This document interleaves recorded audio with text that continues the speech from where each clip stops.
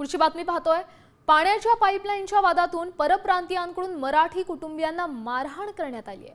ही घटना टिटवाळ्यात घडली आहे। मोरिया नगरी परिसरात पाईपलाईनमधून पाणी गळती होत असल्याची तक्रार संबंधित बिल्डरकडे केली होती। मात्र पाईपलाईन किती वेळा दुरुस्त करायची असं सांगत बिल्डरनं दुरुस्ती करण्यास नकार दिला। त्यानंतर शिंदे कुटुंबानं स्वखर्चाने पाईपलाईन दुरुस्ती करण्याचा निर्णय घेतला। मात्र काम सुरू करताना सुनील भाटन यांनी शिवीगाळ करून मारहाण केल्याचा आरोप शिंदे कुटुंबाने केला आहे। दरम्यान या प्रकरणी दोषींवर कारवाई करण्याची मागणी मनसेने केली आहे।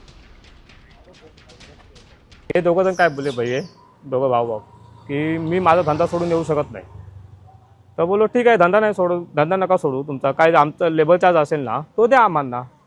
नंतर मग काम बिम झालं सगळं व्यवस्थित घटकाचं, आणि आम्ही रात्री त्यांच्याकडे लेबर चार्ज काढायला गेलो तर त्यांनी डायरेक्ट हातच उचलला शिवीगाळ करून।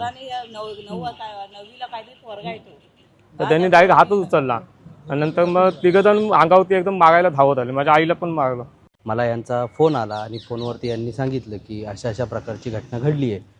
त्यामध्ये सदरचा इसम डायरेक्टली असं बोलतोय की मी भैया आहे, हम लोगों को क्या तुम लोगों ने कम समझा है क्या। माझा सरळ महाराष्ट्र सरकारला हा प्रश्न आहे की हे जे परप्रांतीय लोंढे आपण पोचतोय हे फक्त ह्या कारणासाठीच पोचतोय की आणखी दुसरं काही कारण आहे याच्या मागे।